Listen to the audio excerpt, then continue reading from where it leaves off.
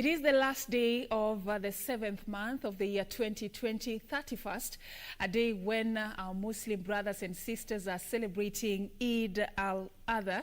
And it is a day, of course, that we are wishing all the Muslim brothers and sisters Eid Mubarak. Thank you so much for joining us on KBC Lunchtime News as we seek to inform you on the latest happenings in Kenya and beyond borders, from how Eid was marked in Kenya amid the outbreak of the COVID-19 pandemic to other stories that touch on even the county's preparedness to mitigate the spread of COVID-19. Now the conversation and the division on the revenue allocation formula seems to be affecting the state of preparedness of counties when it comes to mitigating the spread of COVID-19. We got details about this particular story and much more in our comprehensive news bulletin that begins right now.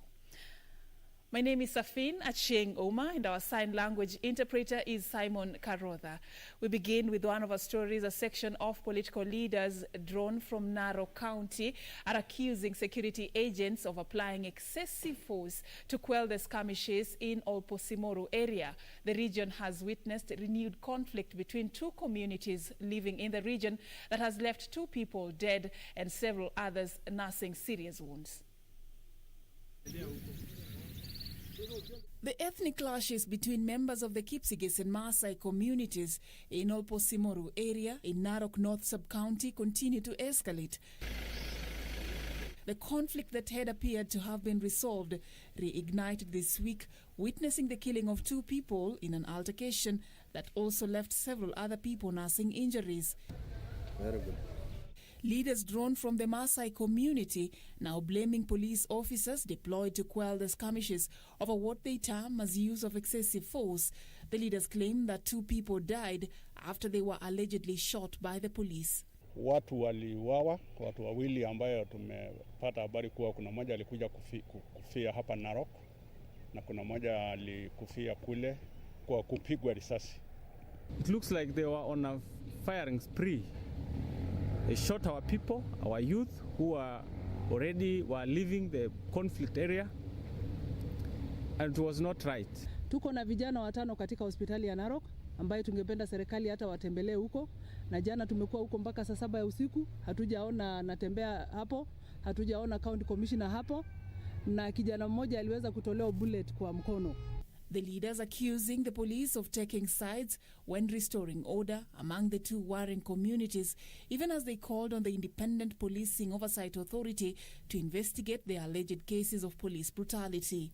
Mama ambaye ndiye anachea IPOA, tunataka ukuje Narok kwa sababu wale watoto ambao walikufa jana ni vijana wachanga, wamewacha jamii ndogo, familia ndogo, watoto wachanga. Wewe ni mama na unasikia uchungu kama mama. Tunataka wewe mwenyewe uje Narok kufanya hiyo investigations kwa sababu kuna evidence ya kutosha ya kwamba polisi walitumia nguvu jana.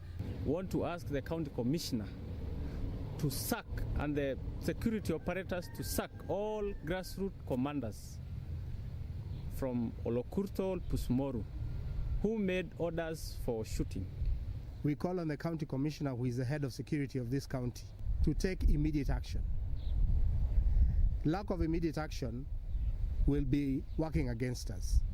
At least 4 people died in the fresh attacks, with some of the injured recuperating at the Narok Referral Hospital. And now it was a new normal as Muslims across the country marked Eid al-Adha festival amid the coronavirus pandemic. The celebrations that commemorate the end of pilgrimage in Mecca are marked by prayers and sharing of food with the less fortunate members of the society. Yusuf Farah reports. 10th of Dhul Hijjah in the Islamic calendar, a day that marks the celebration of Eid al-Adha by Muslim faithful across the globe. In normal times, Muslims gather in their hundreds for prayers, performing the prayer shoulder to shoulder. The COVID-19 pandemic will, however, present a new normal this time around.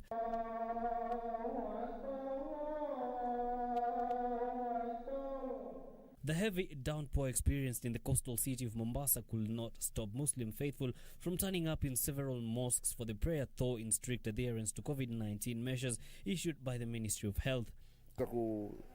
Meet the demands of social distances na mambo mengine yote tukafanya kama vile ilivyohitajika. hata wakati tumeweza kuchunga kwa jambo la juu sana. Sheikh Fuad of Masjid Uthman taking a chance to thank the government for allowing places of worship to reopen. Sana. Idi iliyopita, Eid al-Fitr, hatukuweza kupata fursa kama hii. Lakini Idi hii tumeweza kupata fursa kama hii na tumeweka maombi. Tumejiweka mbele za Mwenyezi Mungu tukaomba Mwenyezi Mungu atuondolee hili janga la COVID-19 ambalo limeingia katika ulimwengu. Muslim faithful urging Kenyans to support vulnerable members of the society, especially now when most are struggling from adverse effects of the coronavirus pandemic. Pili, siku ya leo ni siku ya kuwakumbuka watu maskini. Bila kuangalia rangi zenye wako nazo, bila kuangalia dini ambao wako nayo, bali sisi wote tunafaa kuwashughulikia watu maskini, kuwatembelea, kwenda kuwaona, pia watoto mayatima na pia wagonjwa. Yusuf Farah, Channel 1 News. Once again, Eid Mubarak to all our Muslim brothers and sisters, and may Allah answer all your prayers. Now, the Laikipia Governor, Ndiritu Murithi, want the National Treasury to authorize counties to spend 30% of the amounts owed to the devolved units as they await a resolution to the ongoing revenue-sharing impasse. While assenting to the county's budget appropriations bill, Murithi says the current paralysis witnessed in the Senate over the new formula has derailed efforts put in place by counties to fight COVID-19. The Senate is currently embroiled in a tussle on the proposed county revenue sharing formula, which plans to reach a consensus underway ahead of Tuesday's sitting, meant to unlock the deadlock.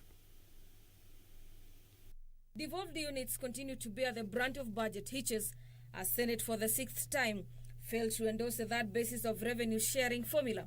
Laikipia Governor Ndiritu Murithi, while assenting to the county's budget appropriations bill, said the county had incurred pending bills due to failure by the National Treasury to remit funds to counties. It should be quite possible for the National Treasury and for Senate to arrive at that conclusion and use 12 billion to compensate the 17 counties who will suffer a loss, meaning that they may get less than they got last financial year.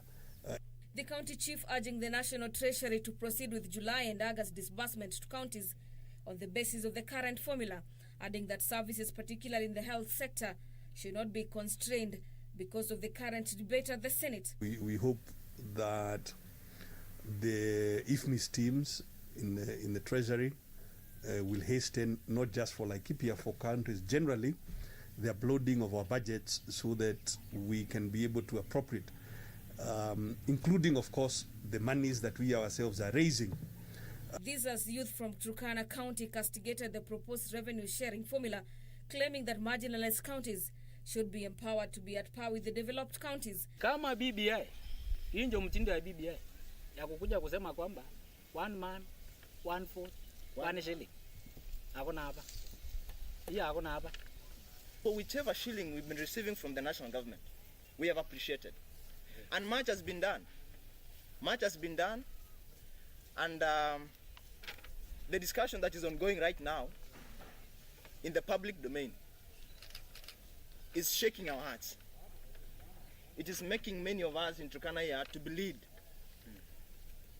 Because we don't know, after the enactment of this particular bill, how the lives of vulnerable Kenyans, like in Turkana, Wajir, somewhere in Kilifi, Lamu, Isiolo, Marsabit, will actually be led.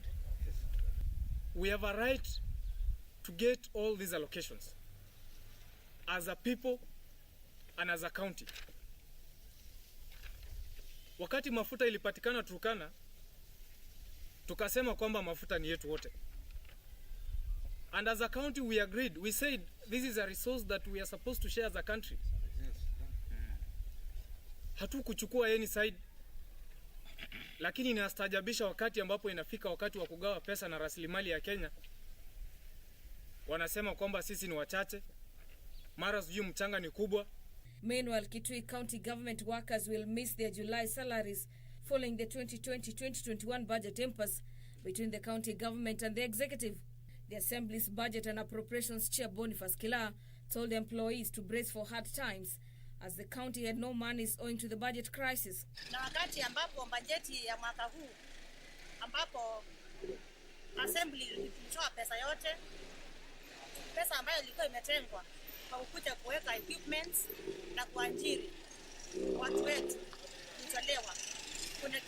Mimi nilishangaa kusikia hii kikoteki ya mwingi haitapitishwa ifunguliwe, na ambaye ndio tulikuwa matumaini yetu ya watoto wetu kuandikwa. Ingefungulia watoto wetu angepata kazi. These as Wiper Party allied members of County Assembly were accused of diverting funds meant to fund Governor Charity Ngilu's development agenda. The funds, which had been set aside in the recently passed budget, was meant to construct more Kitui County textile centers in Mwingi and Mutomo sub-counties. Tumekuja kujua ya kwamba wanabunge wa kaunti ya Kitui wameamua hawatapitisha miradi yoyote ya Gavana Ngilu, ili by 2022 waseme Gavana Ngilu hakuna kitu amefanya. Kwa hivyo sisi tunajua kama hao wamemsiazi wanatumiwa na watu wa Wiper. And now from across the counties, bar owners in central Kenya defying the government directives closing bars and stopping the sale of alcohol in restaurants and eateries have been put on notice. Central Regional Commissioner Wilfred Jagwanga says despite the directive, a section of bars and other alcohol selling points have been secretly selling liquor to consumers. He says that those found will have their licenses withdrawn permanently and action taken against them. Even after President Uhuru Kenyatta ordered the closure of all bars, some bar owners appear to be flouting the directive, secretly selling alcohol. Central Regional Commissioner Wilfred Nyagwanga says 2 bars have been closed and their licenses revoked for not adhering to the orders. Speaking at Gatundu South constituency, where he inspected Kazim Tani operations, Nyagwanga said the police chiefs and their assistants will work for 24 hours in shifts to enforce the new law, noting that operators found contravening the newly stipulated guidelines will not be spared from the wrath of the government. So wananchi wote, kwa sababu ya hii kazi inahitaji everybody, let us abide. Kufungua biashara ya bar itaendelea baada ya COVID. We must ensure that entire region, all of bars must remain closed until when we are advised. Meanwhile, Uasin Gishu County Commissioner Jaldesa Abdirizak has warned hotel operators against flouting government protocols on COVID-19, that they risk closure. The official regretted that some operators had failed to adhere to the regulations that include social distancing in their eateries. Wahisani wengine pia wajiunge na university zetu ambazo hawatoi tu bidhaa ya msaada, wanatengeneza vitu kama mask na wanatengeneza vitu kama sanitizers ili waweze kugawa. Meanwhile, Muslims have been urged to follow government directives to manage the spread of COVID-19, even as they celebrate Eid-ul-Adha. Speaking after the Eid-ul-Adha prayers at Narok Town Mosque, Narok SUPKEM Chairman Ali Juma said the celebrations, which is important in their calendar, should be conducted within the new health regulations. Waislamu wote wameosha mkono pale nje, tumepimwa temperature hapa ndani, meona tuko na mita 1.5 kati yetu wote. Na ningependa tu kwa washauri maimamu wote, misikiti zote Narok, isiwe tunajilet down kwa sababu serikali imesema amri hii ni sisi wenyewe kama viongozi wa kidini ndio tumeunda. These as Muslims in Bungoma County vowed to follow the government directives to contain the spread of COVID-19 during this year's Eid-ul-Adha celebrations. Also, a section of women parliamentarians have raised concern of increased cases of sexual violence during the COVID-19 pandemic. Mbita Member of Parliament Emilio Odhiambo and Nairobi Women Representative Esther Passaris are blaming weak laws for the current increase in gender-based violence. Many of us are actually having a lot of misconceptions about that bill. That bill is helping us deal with some of the issues that are not in the Sexual Offences Act. The Sexual Offences Act criminalizes actions of a sexual nature which are not consensual or that involve young people. Reproductive health care bill is helping us to do what I'm trying to do here in a small way, which is getting parents to learn to talk to their children about sex, about parents doing sex education to their own children. Our girls are either being defiled, either getting raped, either getting pregnant because they're being promiscuous, and then the boys continue, but the girl child who we've been trying to empower with education ends up having a child that she doesn't want, or procuring an abortion and being completely damaged, which costs the government a lot more money. And a section of political leaders drawn from Western Kenya have raised an alarm over what they say is continued importation of sugar into the country despite the government's ban earlier this month. The leaders now want the government to reinforce border patrols to ensure cartels still benefiting from the illegal trade are flushed out, saying that the business is economically hurting local farmers and manufacturers. Nancy Okware tells us more. 10 members of county assemblies from 5 sugarcane growing counties in Western Kenya are lamenting the infiltration of cartels in the sugar industry. The leaders say that despite the ban on importation of sugar, the activity was still ongoing, hence disadvantaging the Kenyan farmer. Tulikuwa hapa wakati fulani ya nyuma na tukatoa malilio yetu kwa wakulima wa sukari, na malilio yetu tuliyotoa tumeona kama rais alisikia na waziri wa kilimo akasikia na wakachukua hatua mara moja. They are now lamenting loopholes at the border points, calling on the Interior Ministry to reinforce its border patrols to weed out such cartels. Sindaka tukuombe ya kwamba Mheshimiwa Rais na waziri wa kilimo, jameni, endelea kuweka kasi na endelea kuenforce hiyo sheria ili sukari isikuje hapa Kenya. Kenya banned sugar imports and suspended trading licenses early this month in a move aimed at curbing the influx of cheap sugar in the domestic market, which was impacting negatively on farmers. Na ninahimiza wakulima wa Busia waendelee sasa kukuza miwa, kwa sababu serikali imeweka mikakati bora ambayo itafanya wao wakipanda miwa yao ikatwe na wapate faida na wasomeshe watoto. Nancy Okware, Channel 1 News. A campaign to end teenage pregnancy has kicked off in Kajiado North, targeting girls in school. The campaign aimed at sensitizing them against retrogressive cultural practices that result in early marriage and teenage pregnancies. The campaign, dubbed Funga Miguu, is a partnership between children officers and non-governmental organizations in the area. Perhaps it is a report by the Children's Department in the county indicating more than 190 minors, mostly primary school girls, were expectant, that triggered the launch of a campaign to end teenage pregnancy. The campaign focuses on sensitizing teenagers against retrogressive cultures and cautioning them against the dangers of early pregnancy. Sana one of the reason ambayo imeeneza hii teenage pregnancies ni ukosefu wa sodo ambazo ndizo wasichana wanaenda kuzitafuta kwa wanaume, wanadanganyiliwa, na sasa inachangia sana kueneza hii teenage pregnancies. Since the closing of schools due to the COVID-19 pandemic, an increase in teenage pregnancies has been witnessed in most parts of the country. Children rights activists Dorcas Parrott and Eve Mellin say the Funga Miguu program is geared towards pushing for abstinence.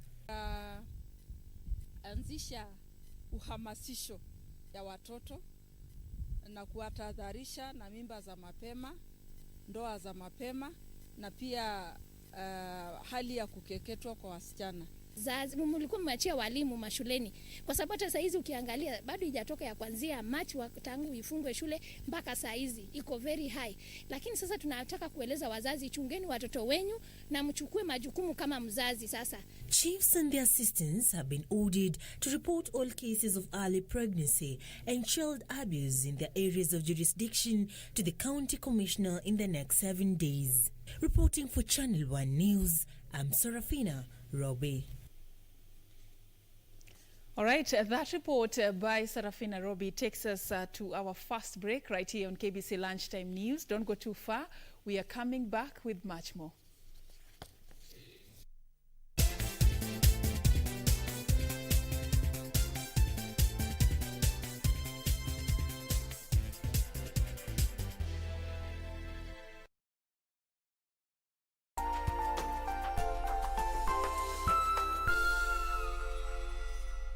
You may be in the pit. You do not see how you could get out. But the good news is that you do not have to get by yourself. The Most High God is about to lift you out. He's about to turn the medical report. He's about to free you. He's about to open new doors, bringing new opportunities, new relationships. Kupata The Pit, bonyeza star 811 star 967 hash. Bonyeza star 811 star 967 hash. There is something that is still obscure.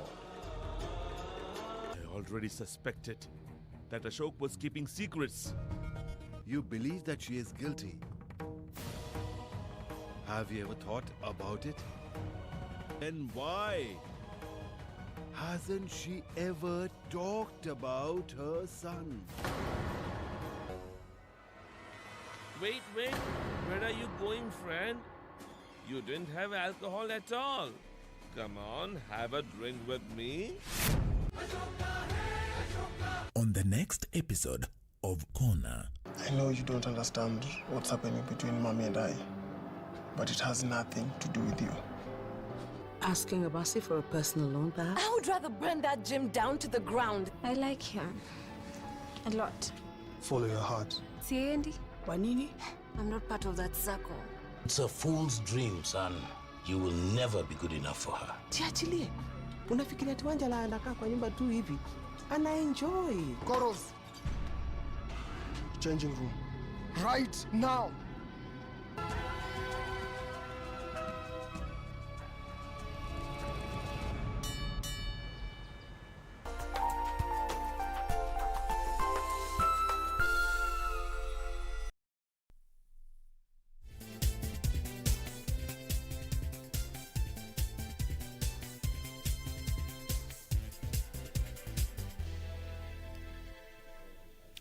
Welcome back, and we really appreciate you creating time to catch the latest happenings right here on KBC Channel 1.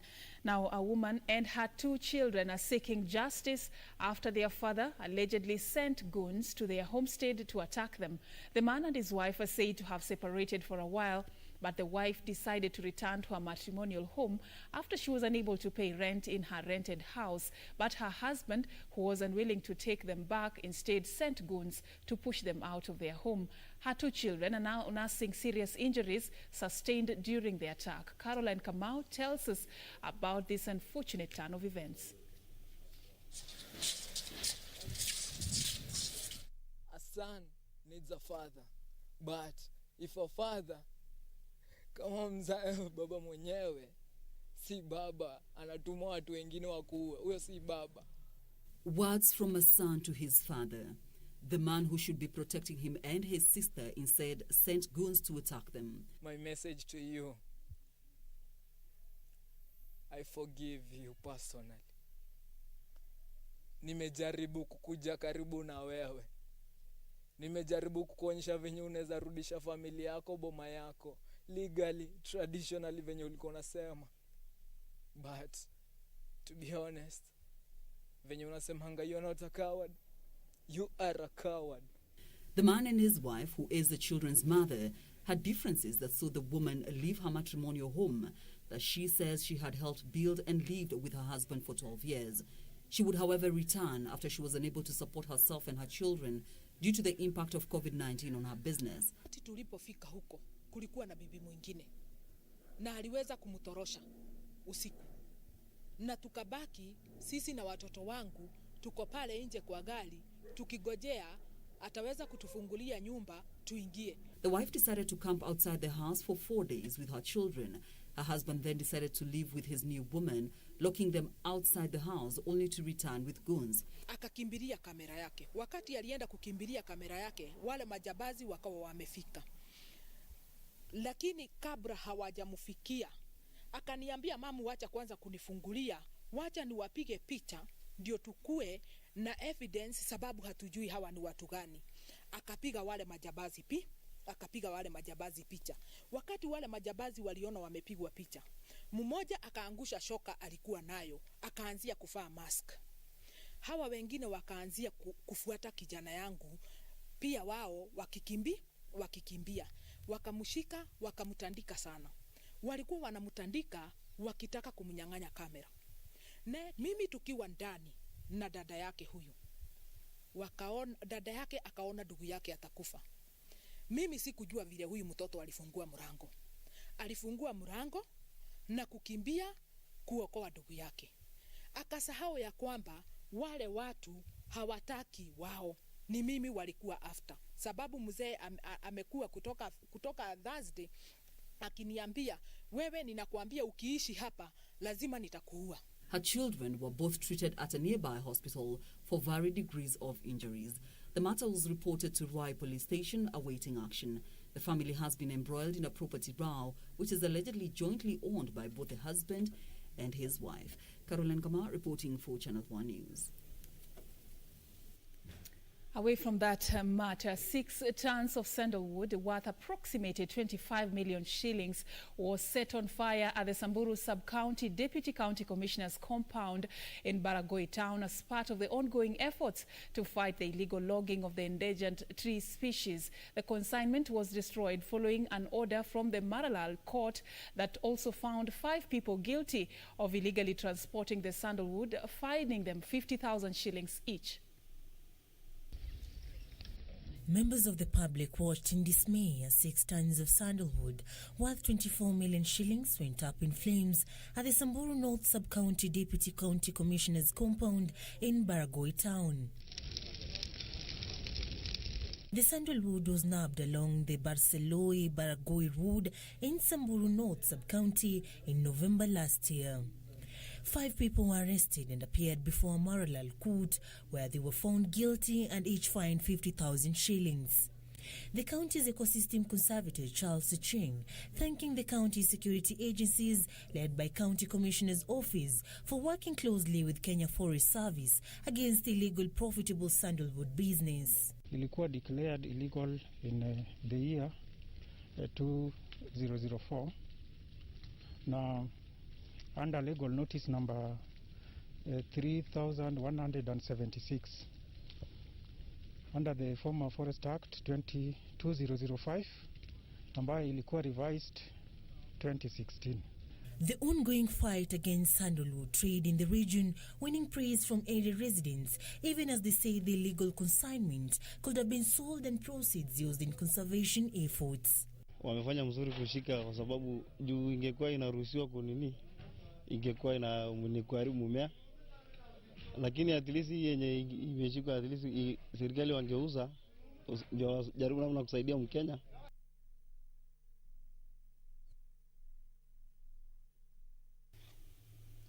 And residents living around the Takwel Dam in West Pokot have been warned to move to higher grounds as Takwel Dam threatens to spill over. West Pokot Governor John Lonyangapuo, issuing the warning, says this is the first time in history the water levels have risen to such dangerous heights, calling on the national government to put in place contingency measures to avert a possible crisis. The weatherman issued a warning that ongoing rains might last till December. The effect of this is that water levels at various dams in the country continue to rise. Takwel Dam in West Pokot County is one such dam where the water levels have increased significantly. We will actually say we need a document that was generated by the people that built this dam, noting also that there was supposed to be irrigation downstream. Now that no irrigation is there and spillway water is coming, it means disaster is coming. According to the Governor John Lonyangapuo and his counterpart Turkana Governor Josephat Nanok, there is only 6 meters left before the dam spills over. The governors who visited the gorge are warning of an environmental disaster within the next 2 months should the rains continue. The governors are calling on the Ministry of Devolution to convene an urgent meeting so that a technical team can put in place a contingency plan should the dam water spills over. Between mid-May and now is 2.5 months. 3 meters of water have been achieved by the dam. So it's a very major concern that if rains continue with the speed they are, we will not be very far within 4 months. We will have this spillover going. But the biggest issue is not just a spillover. It is about preparedness. Are we prepared as government? Further, they want the Kerio Valley Development Authority management to call for a special stakeholders meeting within a week to address the imminent danger. More than 300,000 residents from Turkana and West Pokot counties will be affected if the dam spills over.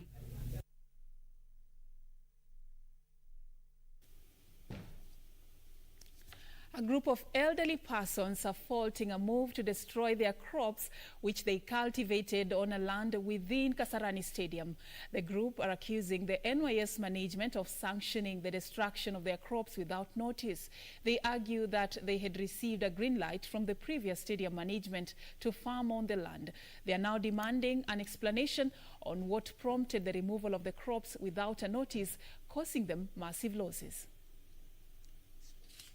This is what was left of the crops that once blossomed on this piece of land within the Kasarani Stadium. Slashed banana stalks, kale strewn on the ground, and looking on are farmers who invested their money, time and sweat to plant and nurture these crops with the hopes of a bumper harvest. The farmers, who are mostly elderly, claim that their crops were slashed by NYS officers who are said to have been acting on orders from the stadium management. Mnatubiekea na nyinyi mnyama nakaa na mnyama ule mwingine na wanakaa ukweli. Kwa nini nyinyi sisi kinadamu na unaiko na ruhusa ukuje utuambie mwaka huyu msilime? Sasa leo nazidi kuhuzunika kwa sababu hiyo yote imeenda hivyo. Nazidi kuhuzunika kwa sababu pahali nafanya kazi ama pahali napata chakula, hata sio kitu nyingi ya kufanya nini, ya kutuma tu niweze kuishi, imekuja imekatwa. Ni kukatakatiwa chakula wakati kama hii ya ugonjwa na tuna kazi tunafanya. Na yuzi ndio wanakuja hapa. NYS ndio wanaletwa, hata leo walikuja baadhi mzima. Wakamwaga. The farmers saying that they had been given the go-ahead by the previous management of the stadium to farm on the piece of land, but were not given any notice prior to the destruction of their only source of livelihood. Tukipanda inakatwa. Sasa na hawatuambii kwa nini? Hawatuambii leo msikuja kwa shamba, kuna process, tunataka kujenga hapa tuende hivi. Sisi tumekuwa tukilia. Ndio tunasema president achukue action kwa hao watu wenye wamekata mandizi za watu na kila kitu. Na kama tunafanya makosa, atuite. Kama management ya kiwanja hiki cha Kasarani inaweza kuja iambie wakulima tunataka mfanye hivi na hivi na hivi, na sisi tutawaruhusu muendelee na kulima. Sisi tunaweza ona ni kitu cha maana. Contacted for comment, the stadium management confirmed the incident but did not give an immediate reason for the destruction of the crops. Nancy Okware, Channel 1 News.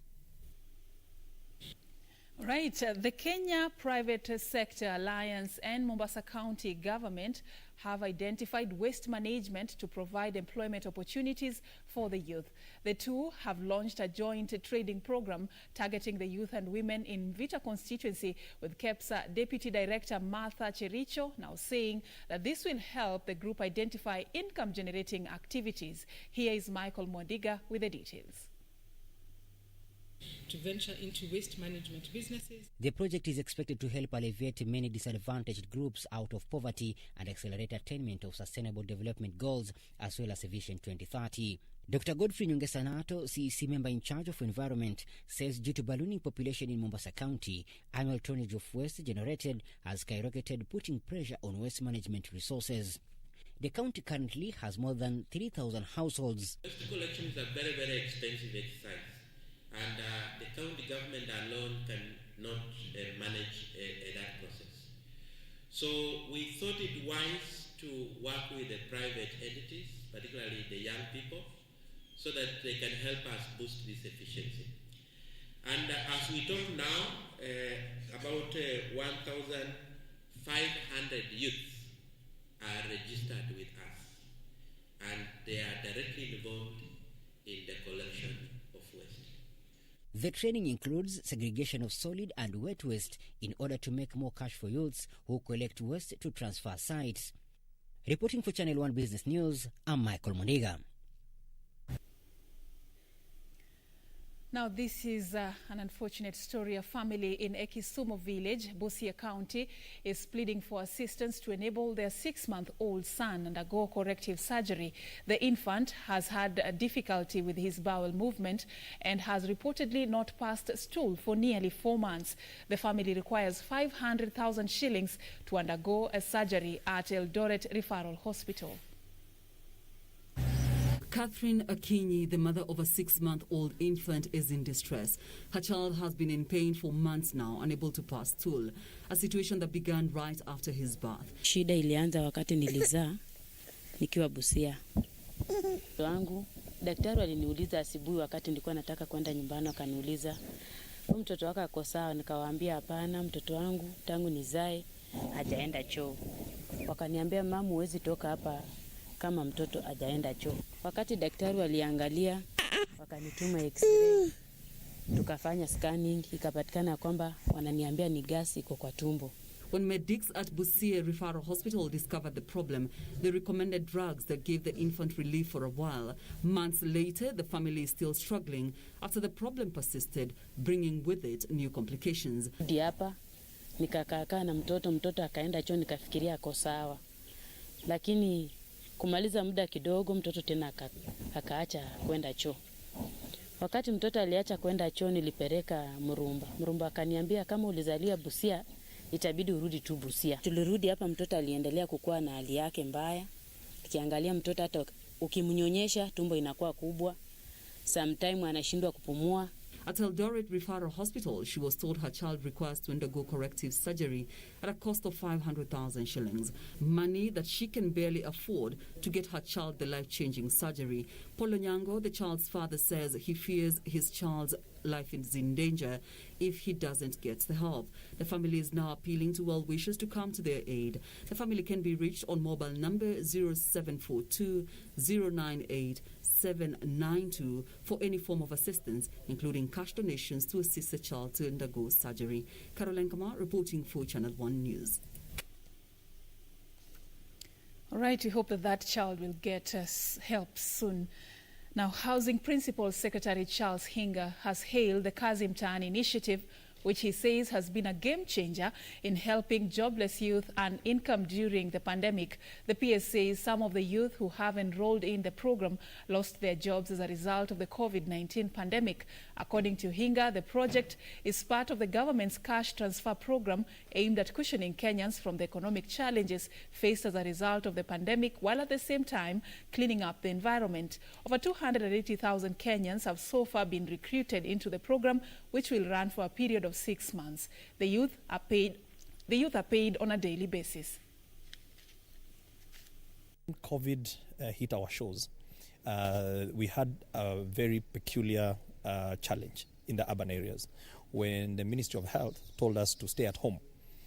Majority of the people who live in urban areas, and especially in the informal settlements, they wake up every day and they hustle, and what they hustle is what they eat. So His Excellency the President then asked us to come up with a program that is going to shore up majority of the urban poor. And the majority of the urban poor live in the informal settlements, and particularly the young people. And that was the advent of Kazi Mtaani. We do have challenges on Kazi Mtaani. First of all, is on the payment side. And the challenges on payment is we entered into an agreement with Safaricom because we wanted to reduce the cost. And so we got a deal where they are not charging government any bank charges, and they are not charging the recipient any bank charges to receive the money. And the latest in terms of infections of COVID-19 globally is that Spain reported a second day of 1,000+ coronavirus infections, the highest since the nation lifted its lockdown in June in what appears to be the second wave. More than 17.4 million people around the world have been diagnosed with the new coronavirus. More than 10.9 million patients have so far recovered, and at least 677,000 others have died. This is according to data from the Johns Hopkins University.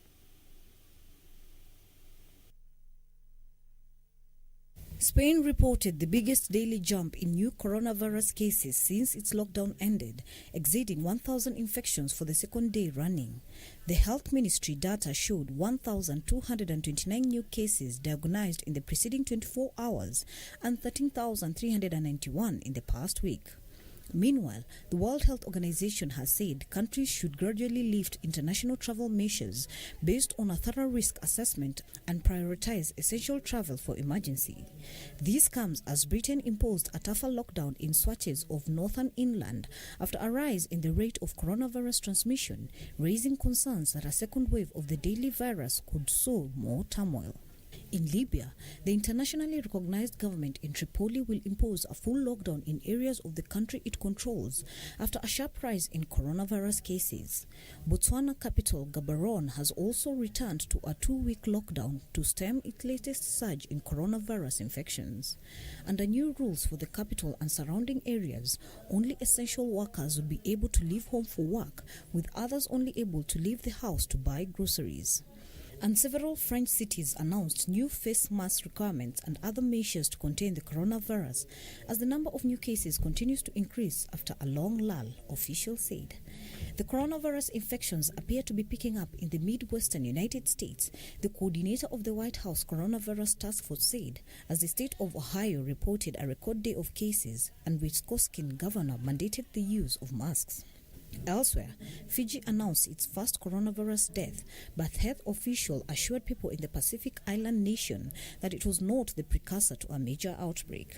In the meantime, India reported another record surge in daily infections, taking the total to 1.64 million as the government further eases virus curbs in a bid to resuscitate the economy, while also trying to increase testing. Brazil First Lady Michelle Bolsonaro tested positive for the new coronavirus, the government announced on Thursday, 5 days after her husband said he had recovered from COVID-19 infection. For Channel 1 News, I am Emily K. Bade.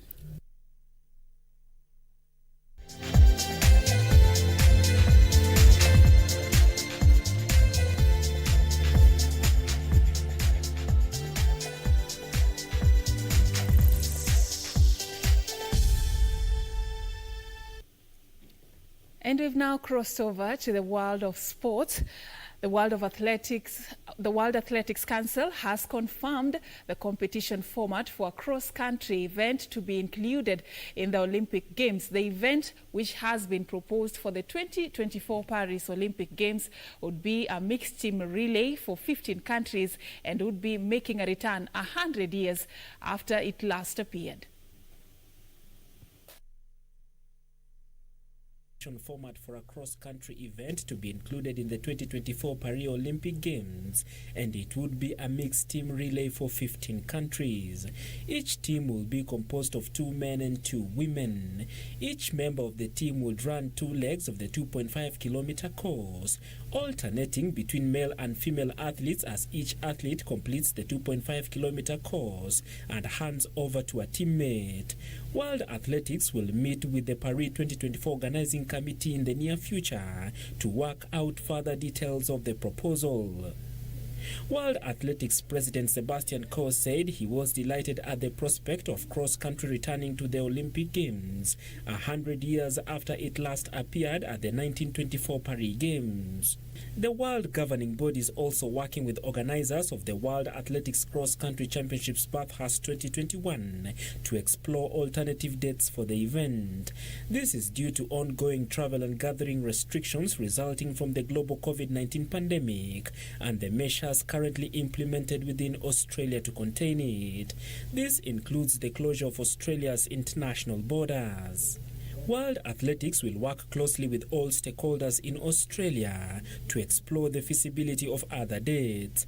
At this time, the event remains in the calendar for 20th March 2021.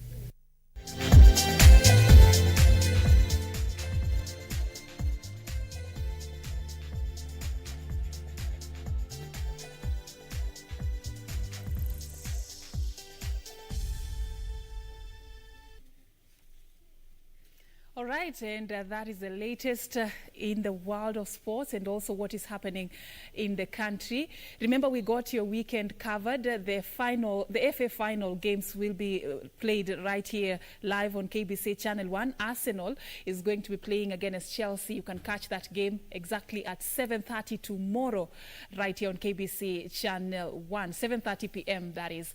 My name is Safin Acheng Oma. Thank you so much for creating time for us. Our sign language interpreter has been Simon Karodha. Have a lovely afternoon.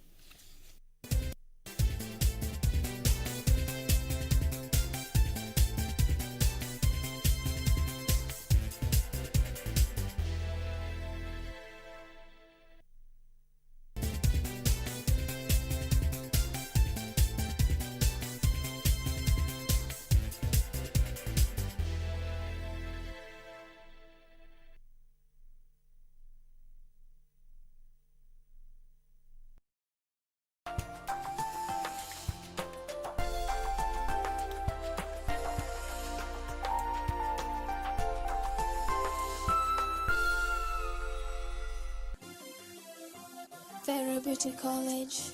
Vera Beauty and Fashion College, with branches in Nairobi, Eldoret, Thika and Meru. Did you know that we are a TVET approved institution? We offer courses in fashion design, interior design and soft furnishing, event decoration, flower arrangement, event planning, hairdressing, barbering and dreadlocks, beauty therapy, makeup, nail technology, spa massages, teaching skills, TOT, solo business management, and many more. Register now and visit our website on www.verabeautycollege.com. You can also call on 0725 923 550 Nairobi branch, 0728 087 689 Eldoret branch, 0722 22 7428 Thika branch, 0725 000-706 Meru branch. Vera Beauty and Fashion College, a TVET approved institution.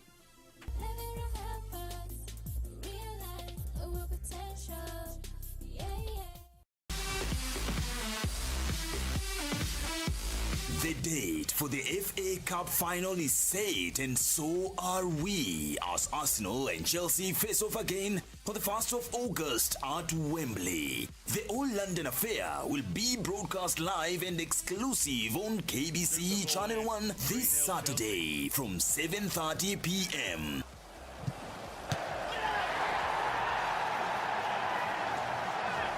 Cesar Azpilicueta again for Giroud. Oh, and it's found a way through. Heads up. It is a showdown worth your wait.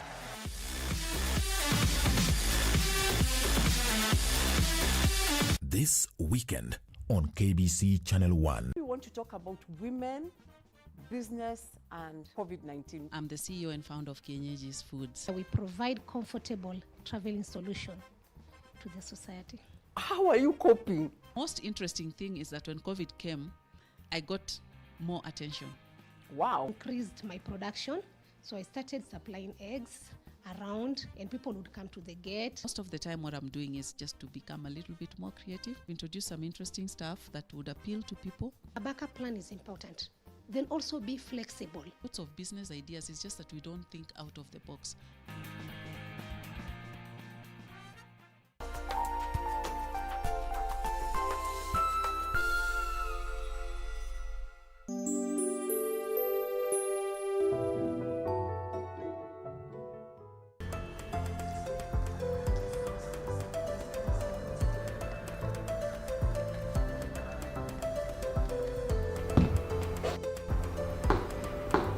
The only way to start your morning.